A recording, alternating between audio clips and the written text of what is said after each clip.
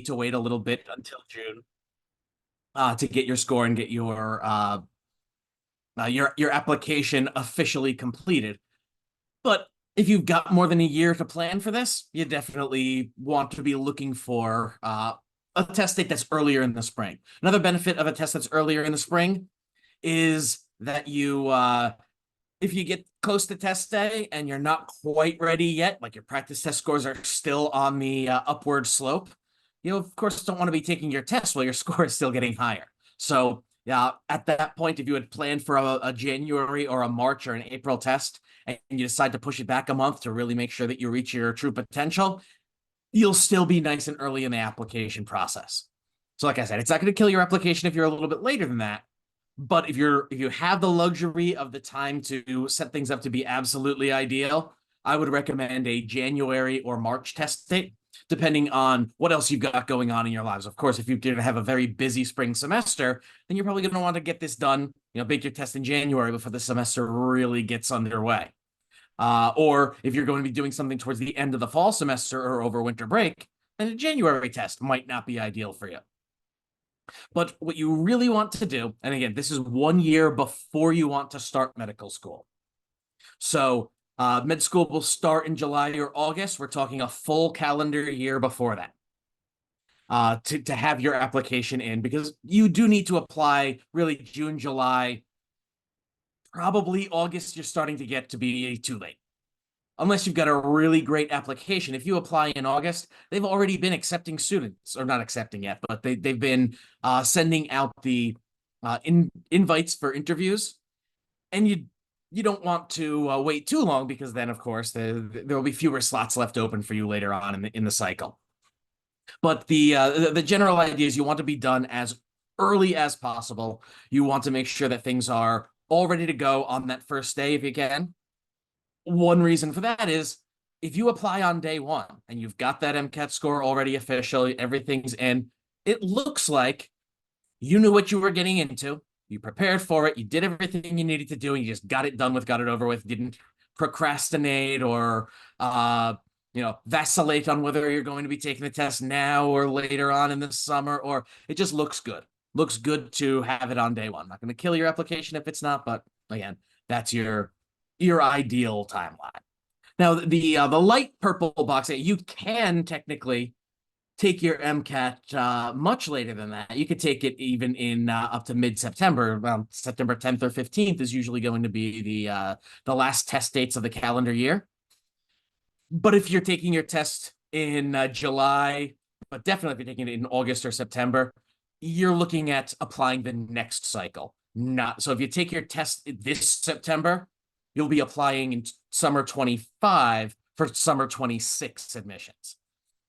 Because unless you've got a great application and you know the dean of admissions at the school, you're probably not going to be getting in at that point, just because you'll have thousands of competitors who got their stuff done before you. So you want to make sure that you prepare for the MCAT, get a good score, but make sure that you also keep an eye on the timeline so that you're not giving yourself an admissions disadvantage based on that. Now, for those of you who have not yet begun prepping for the MCAT, of course, one of the most important decisions that you need to make early on is when you're going to take the test. So how long is it going to take you to get ready?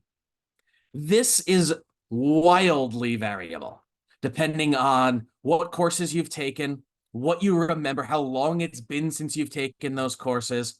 Some people can get ready for the MCAT in as little as a month or so, just maybe 200 hours of total prep, but that's not going to be most people. Most of us are going to take a little bit longer than that to prepare for the MCAT. So how much time should you spend studying? The average is about 240 total hours. 20 hours a week for 3 months. If we consider a month to be 4 weeks, that gets us to the 240. However, you don't want to study for only 240 hours unless it's going to get you ready. So, like I said, some people are in a situation and they just are lucky enough that they don't take very long to prepare. A lot of this information might already be in their heads. A lot of this is recently fresh. But for most of us, we're going to take a little longer than that. So we recommend more for the average. The average student should probably spend about 350 total hours. Some people might take as many as 5 or even 550. Some people might be able to get ready in 200 or 250. You've got to sort of assess your situation, where you are right now, what your goal score is, what else you've got going on in your life, how many hours per week you have to dedicate to this stuff. But we recommend definitely more than that average, because there are some people who just aren't studying or are reporting that they don't study. So that brings that average down. Also, most of us are probably not looking for an average score. We're not trying to get that 500 or 501, because for most of us, it's going to take a higher score than that to get into the med school that we want to get into. So most people have a goal score significantly higher than that 500. So you don't want to be average. You want to be above that average. So for most of you, that would probably mean putting in more than that average number of hours, more than that average time to prepare. But what you can do to figure out how long it's going to take you is to look at one of two factors and that'll help you determine the other factors. One thing you could do is just say, all right, I want to take my test on this particular date. So you look at that date and say, okay, I've got 21 weeks. In order to get to 300 hours, if that would be your goal, and this would be 300 would be if your things are relatively recent and fresh and you start off with a pretty decent score, then you just do 300 divided by 21. That tells you, okay, you're going to need to study for about 14 hours per week. Or you could look at your schedule and say, I've got about 14 hours per week to study. So in order to get up to 300, if that's my goal, it'll take 21 weeks to get there. Now, the very first thing a Kaplan student does once they get their login information, they get onto the website, is they're given a calendar, which we'll see in a little bit.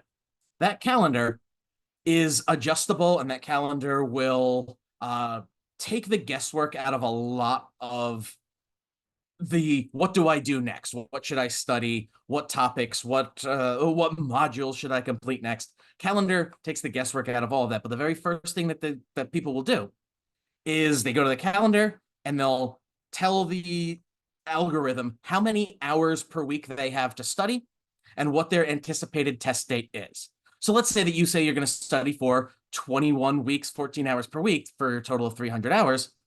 What the calendar does is it loads up with the 300 most important hours for you to do. Just based on how people have done in the past. We recently ran a huge statistical analysis of all of our students, to figure out, how much do people really need to work? Which assignments are most important? People who improve by 15 points over their initial score, what are the assignments that they're doing that the people who only improve by 5 or 6 points didn't do? So all that information is taken into account, and it just tells you this is what you need to do. We know that there's no one-size-fits-all approach to MCAT prep, so that calendar is customizable with your schedule. You could tell it which days you want to take off or which weeks you're not going to have available to study and things like that. But a lot of this is once you set it up with those original parameters of how many weeks and how many hours per week you have, it will tell you exactly what you need to do in order to see the biggest benefit to your score. So what's tested on the MCAT? Of course, there are certain courses that are required for medical school. They're the prereqs. You've got to take 2 semesters of biology, 2 semesters of Gen Chem, 2 semesters of organic, 2 semesters of physics. But there are other things that are on the test that aren't actually prerequisite classes for the MCAT or for med school, but you do need to have some knowledge here in order to do well on the MCAT. There's an entire section of the test that's just psychology and sociology. So you definitely don't want to be leaving 1/4 of your score on the table. So if you haven't yet taken those courses, you can prepare for the MCAT because these aren't going to go in as great of depth as you go into in your undergrad classes. You can study this stuff on your own. And it's, I've had a lot of students who either hadn't taken physics yet or hadn't taken psychology or sociology or biochemistry yet. And they need to work a little bit harder in those areas, but there's nothing that prevents them. It's not really a barrier to doing well in the MCAT. You just need to put in a little bit of work that other people might not need to put in if they have already taken those classes. For those of you who are earlier on in your academic careers, if you can make sure that you take at least a semester or 2 in biochem, psychology, sociology before you take your MCAT or before you even start preparing for your MCAT, that could help to put you in a good position for where you start off. In fact, we have all of our students start the course, start the program by taking a full-length practice test from the AAMC. all of our students have access to all of the AAMC materials as part of like, it comes with the bundle. But with all of the things that we have on the test, you can improve, or you can study just with our materials and get to the level that you need for the MCAT, because believe it or not, you don't really need to know a whole lot about these sciences. It's just the first 2 semesters of all of them. And I've got a great story that illustrates that it's really critical thinking that's much more important than content knowledge. In fact, this story is so perfect to explain the difference between an undergrad test where you're tested on how much you know, and the MCAT where you're tested on how well you can think about what you know, this specific MCAT way. I think that some people don't believe that this story is true because it's just such a perfect demonstration of probably the most important thing that most people don't know about the MCAT, which is it's all about critical thinking and the connections between concepts, not necessarily just knowing the concept in the first place. My best friend from high school is a PhD in nuclear physics. He's got over 1,000 publications in physics. He's gone over to CERN. He's operated the Large Hadron Collider. This guy knows nuclear stuff. I showed him an MCAT question on nuclear decay, alpha decay. Easiest MCAT question on alpha decay possible. And he got it wrong. And it's not because he didn't know his stuff. He knows more about nuclear physics than everybody else taking the MCAT combined. But he still picked the wrong answer choice because he wasn't familiar with the test. He didn't really know how to get to what the question was really asking him. And as soon as I pointed out that, no, the answer is actually the other answer choice, he was like, oh, yeah, because this, and this. And yeah, but you still picked the wrong answer choice, even if you're demonstrating that you do know all that knowledge. The MCAT is not about getting as much information in your head as possible. It's about knowing the basics, being able to think about them, and trusting that you'll be able to figure it out during the test. You don't want to cram everything in your head beforehand because you don't know what's going to be on the test. But you get the basics down and you think about, or you get to the point where you are confident that you can trust yourself, you'll be able to figure it out on the fly during the test. And that's a little bit scary, right? If you don't really know all the stuff. For an undergrad test, if you don't know the stuff, you're going to get the questions wrong. You can get a lot of MCAT questions right, even if you don't know all the content. In fact, that's a big focus of our classes is how do you click on the right letter, A, B, C, or D, even if you don't know the content? That's a huge skill. That could be the difference between a 505 and a 515, or between a 515 and a 525. You got to learn to think about things the right way. Now, here we have a breakdown of all the different science subjects that are on the test. We can see, of course, your biology is going to be pretty important in that biological sciences section. So overall, it's going to be about a quarter of all the science on the test, just like psychology will be about the same. So this is a rough breakdown of the average question subject matter for all the AAMC tests that they've released. So it gives us a good picture of what's most important. So physics, less than 10% of the test on average. But still, less than 10% of the test could make a big difference in your scores.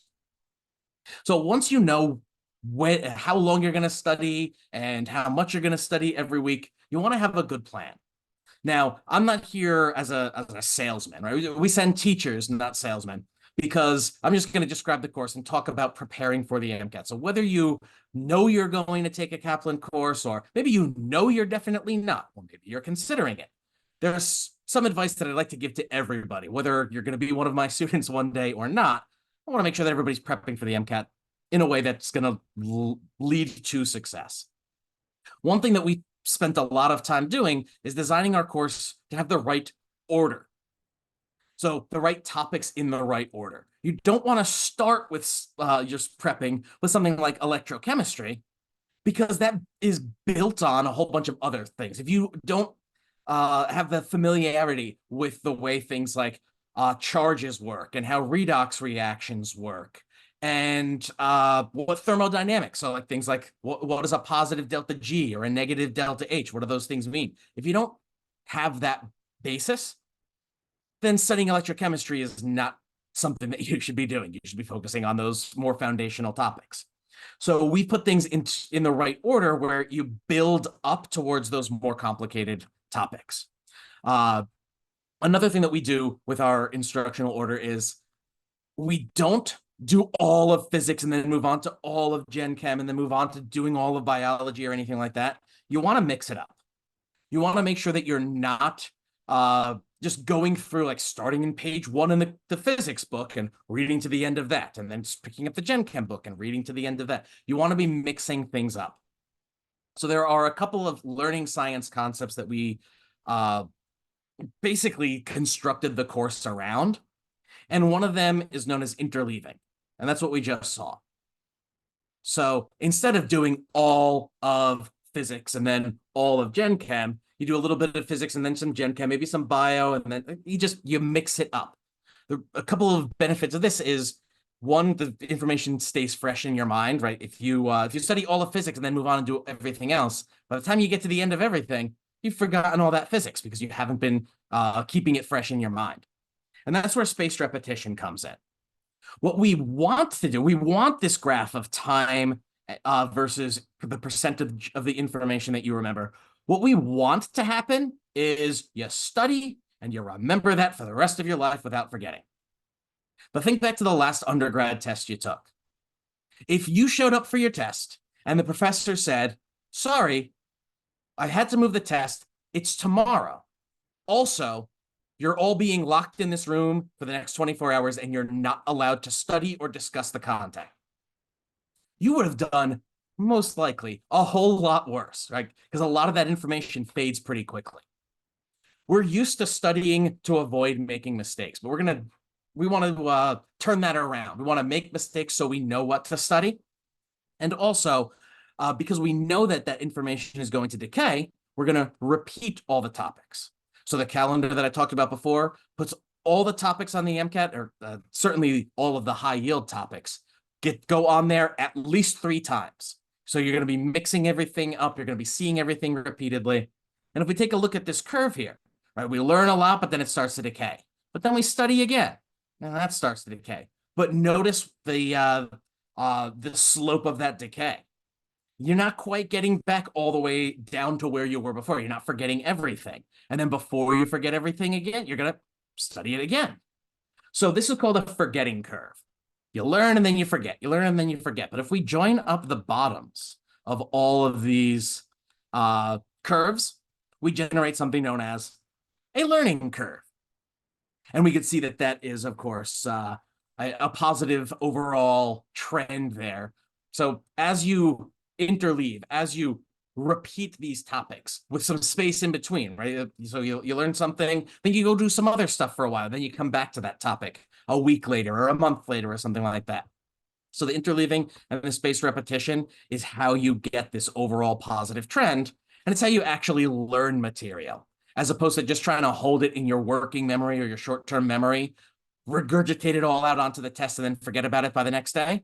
That doesn't work on the MCAT. This is an uncrammable test, because unlike an undergrad test, especially like a junior year, senior year, upper level classes, those tests tend to test you on very, very narrow fields, but you've got to know them really well. The MCAT's the opposite. The MCAT tests a whole lot of things, very broad, but you only need to know the superficial stuff. But you also want to work on how to think about the superficial stuff. So again, we made sure that we designed everything in an order that makes sense. You have your interleaving, you have your spaced repetition. We also make sure that you see the stuff that's most important more often, because it's more important. It's higher yield, meaning it's more likely to show up on your test. And when it does, you'll have more questions about it. Not every content is, or not every topic in the content is created equal. If you, so let's say that you're getting 0% of your nuclear decay questions right, and you're getting 40% of your organic chemistry reactions questions right. Just looking at that straight percentage, you might think, oh, nuclear decay is a bigger need for me, right? I'm getting none of those questions right. But that 0%, that might be a 0 out of 1. because nuclear decay is not very highly tested. Organic chemistry reactions are much more highly tested, so maybe that 40% is 4 out of 10. So if you study nuclear decay, you stand to gain 1 more correct answer. But if you study organic chemistry reactions, you stand to gain up to 6 more questions right. It's a numbers game. This is quantity over quality. Every question within a section is worth the same. So what you want to be doing as you make your way towards test A, again, whether you are going to be a Kaplan student or not, focus your studies on the intersection of the Venn diagram of the stuff you get wrong and the stuff that's high yield, because these are the points you're leaving on the board. Those are the things that's where your improvement can come. In fact, we call that zone, that overlap, that intersection between those two circles, that's your area of opportunity. Because if it's something that you're getting right, there's no opportunity to improve. If it's something that you could take the test 5 times and never see a question on it, that's not an opportunity to improve. But topics that appear all the time and you don't yet have a good handle on them, that's where you're going to make the biggest impact on your score. So here's that calendar I was talking about before, where every day it tells you exactly what to do next. Has your class schedule on there if you're taking a live Kaplan class. Well, we can see that it's got all the all videos and all other homework is also going to be appearing here on the calendar. But like we said before, it's personalized. It's not like we've got a checklist of if you do these 137 things, you will get into medical school. You need to figure out what you need to do. And that is the reason why my biggest piece of advice for everybody is to stay away from internet forums, with one possible exception. Student Doctor Network, you don't go there. MCAT subreddit, you definitely don't go there. Those people are lying to you. Some of the information's good. Some of the information is not so good, but the people have good intentions, and some of it's trolling. Even if somebody tells you exactly what they did, they're telling the absolute truth. This is what I did every day of my studying, and I got a 528. Even if that's true, that doesn't mean that that's a good schedule for you to follow. Well, that means that that person figured out what they needed to do, and then they sat down and they did it, and they reaped the rewards from that. So you need to figure out what you need to do, and the calendar, if you're a Kaplan student, helps you to figure that out. But you need to figure out what you need to do, and you need to do the things you need to do. Because that person online, again, even if they're telling the truth, they needed to do things that you don't need to do. You're going to need to do things that they didn't need to do, just based off of, what your goal is, what you already know well, what your strengths are, what your weaknesses are. So it's got to be personalized. You have to come up with your study plan. Not just, find something that somebody followed online and do the exact same thing that they did, because that's not really a recipe for success. So this calendar here is dynamic. If you miss an assignment, it'll pop up later if it's important. If it's not as important, then the important stuff will pop up later. But one way to help personalize this is that you can test out of topics. All these modules here start with a placement quiz. If you get all the placement quiz questions right, that's not the area that you should be focusing on, because you already know that stuff well enough to get the questions right. So you would test out of that module and something else will replace it, so that you're focusing your time on the things that will benefit you. Not, well, everybody needs to work on amino acids, so we're going to put this on your schedule. If you prove that you already know your amino acids, we're going to tell you to move on to something else, because that's what's going to work best for you. Now, for anybody who does decide to enroll in a Kaplan course, this is sort of the overall bird's eye view of the schedule. Like I said before, we have everybody start off by taking a full-length test, and then you take those full-length practice tests pretty often throughout the rest of your prep. So we start off with what we call the content refresher assignments.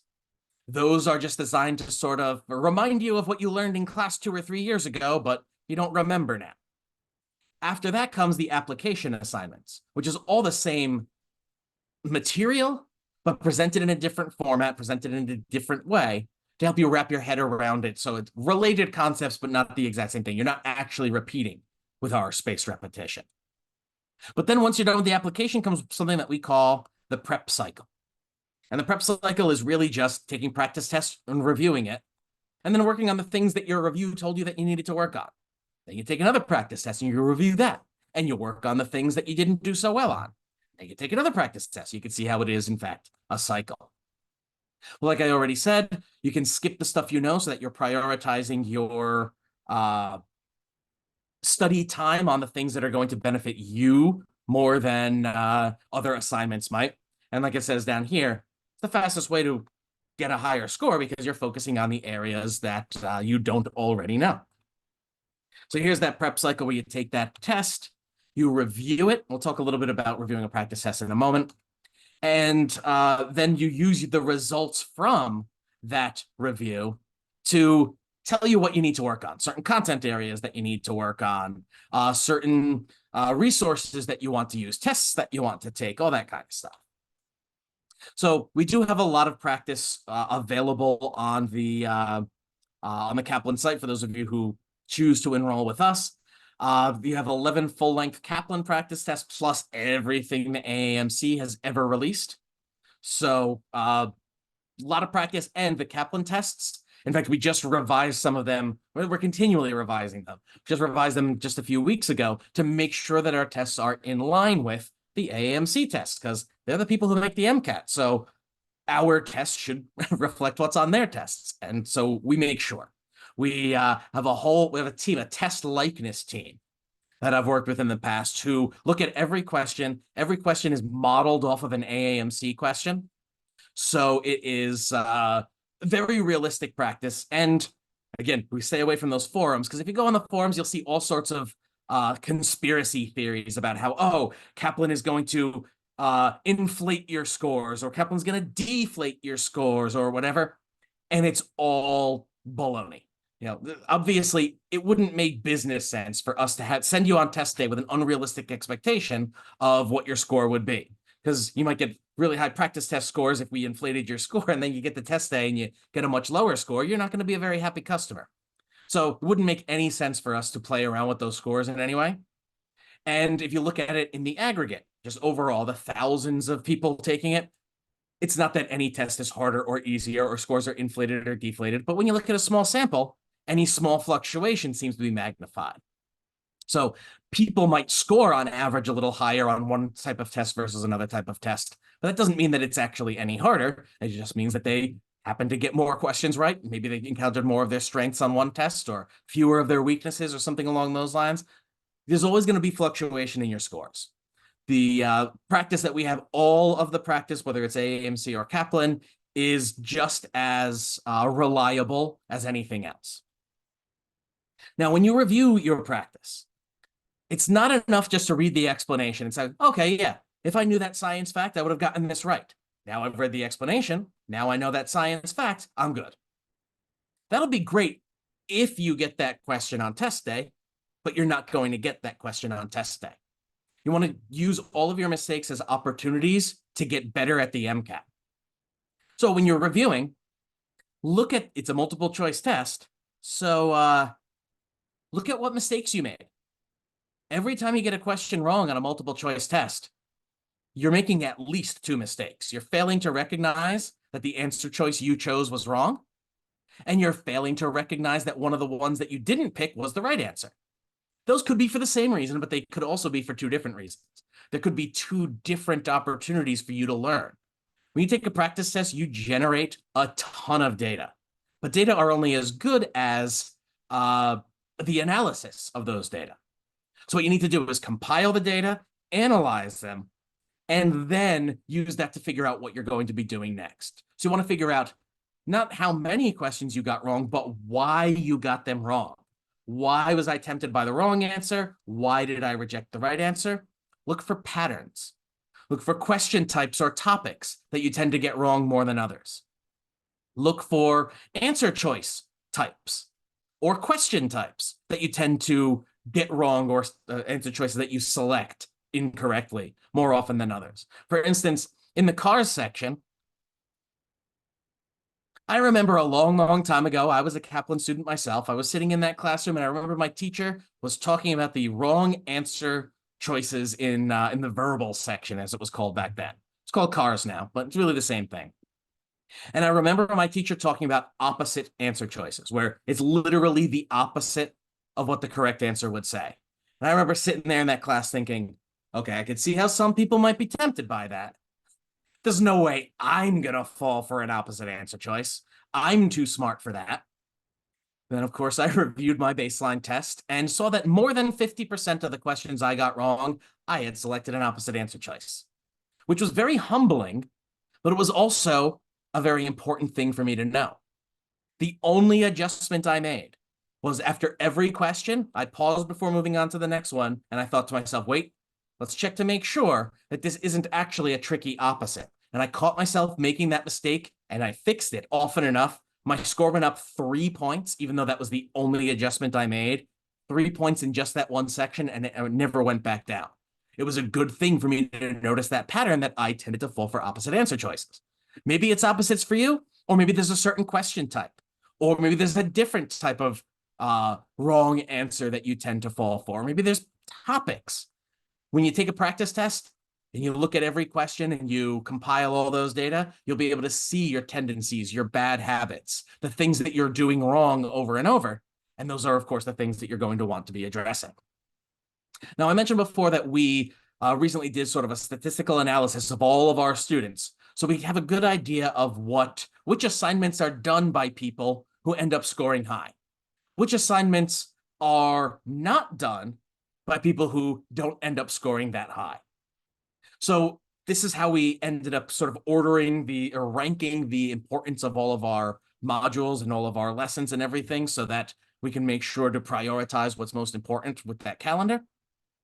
And if you put in a good faith effort, if you do the things that you know you need to do, as a Kaplan student, you can expect to add about 15 points to your score. In fact, some of our programs, not all of our MCAT programs, but some of them come with a 15-point improvement guarantee. So you can guarantee you're going to improve 15 points. Or there's sort of a side note there. If you're already scoring high, it might not be possible for you to improve by 15 points. So if you start off at above a 500, we guarantee you can get a 515. If you start off below a 500, we're not going to guarantee the 515, but we will guarantee 15 points higher than what your original score was. But again, that's not all of our programs. Only some programs come with the guarantee because we can't just have somebody sign up for the course and then expect that they're just going to automatically receive that 15-point boost. You have to pick a program that's got enough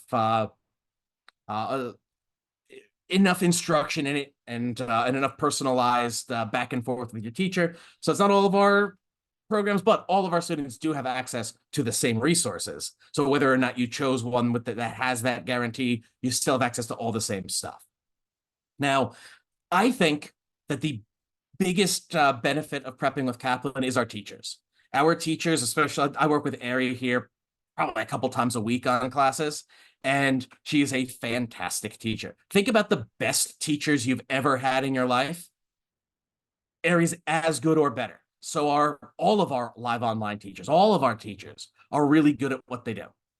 But here's a couple of those options. You do have a couple options for courses, including live online, which is where me and Ari do most of our work. We also have in-person courses, especially in areas like LA, where there's enough students around to support an in-person class. But there's also, for people who are busy or their schedule just varies all the time, we have on-demand courses, which is basically MCAT Netflix. It's all the same lessons and everything, but pre-recorded so that you can watch them at your own convenience. Now, again, all of our students, even the live students, have access to those recordings, but some people choose to do the course as an on-demand course as opposed to supposed to be showing up at certain times of day, certain days of the week for your classes.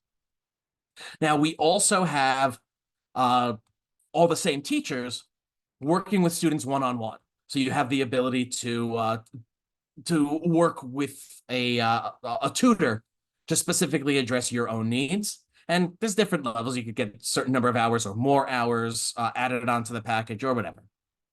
I just want to point out this boot camp. We run this in the summer. We also run it over winter break. It's pretty much like all day, every day, eat, sleep, and breathe MCAT. It is, of course, going to be more expensive than some of our other options, but some people either are looking for an elite score or might be maybe it's been a while since they've seen a lot of the material that can really get you back into shape. That's why we call it the boot camp. But we have a lot of different options, and of course, you have the ability to talk with one of our experts about what might be the best program for you. We'll have that link again at the end, so where you can sign up for that meeting with with an MCAT expert.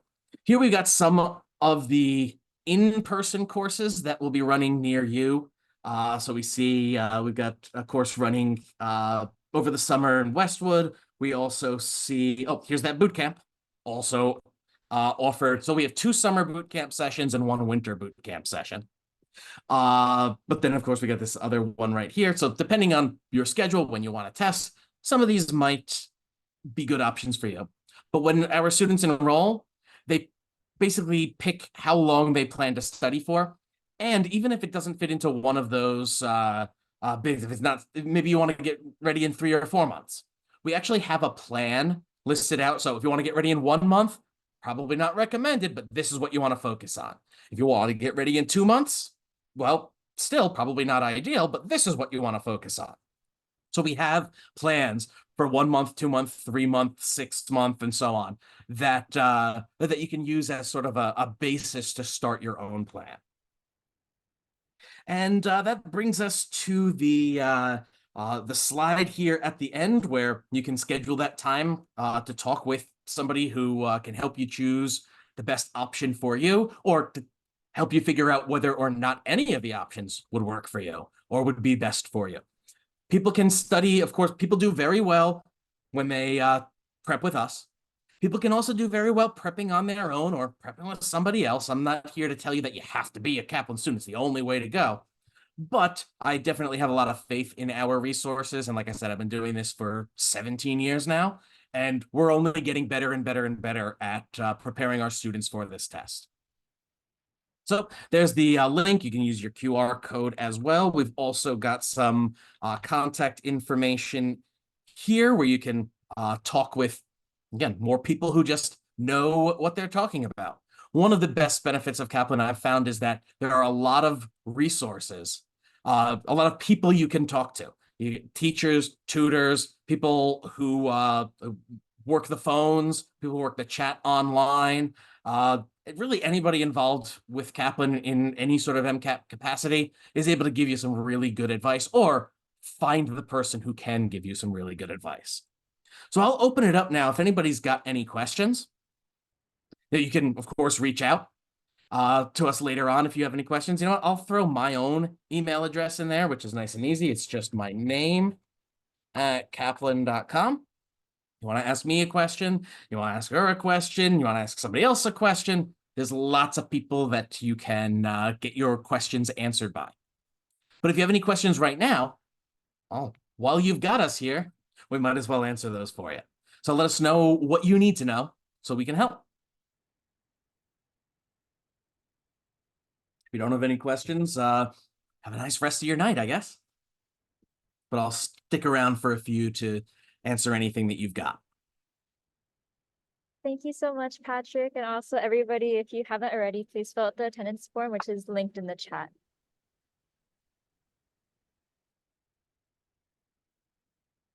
Thank you. Thank you for having us, Austin and Juliana. If anyone has any questions, you can put in the chat, or also comment from you to ask Patrick. Yeah, and the consultation, you could be a 7th grader and nobody's gonna hang up on you. So exactly. So that doesn't matter if you're a first year. You could have graduated 10 years ago. We'll talk to you. Yes, of course. You can ask any questions. I know that every student is different, like Patrick mentioned. So we can build your personalized study plan. We can talk about the course options or answer any questions you might have during the consultation. And use that opportunity as many times as you need. It's just not like, oh, you're gonna meet with the expert and it's a one-time opportunity. It's not an easy decision to make. So if you have any questions, if you want to just meet with the expert and just digest the information, share some information with your parents, do that and email them back and, hey, can we meet again? I have a few more questions, or I decided I want to go with this option, do so. So any questions for Patrick? Any like MCAT, recommended hours, med school admissions? Yeah, of course. Thank you. And thank you, Patrick, for sharing your email as well. I And appreciate you. we're here to answer questions, whether Yes. it's now or later or whatever. Like I said, everybody at Kaplan's very helpful at answering questions, or at least finding answers to your questions if they don't know it already. Correct. Awesome. I think we're good here, but you have my information, you have Patrick's information, Rose, our student brand ambassador. So if you want to reach out to her, that's fine too. We want to make sure that we're going to support you, we're going to help you, no matter where you are. Thank you so much, Patrick. Thank you so much, Juliana, Austin, and the rest of you, and have a great night. Thank you. You too. Bye-bye.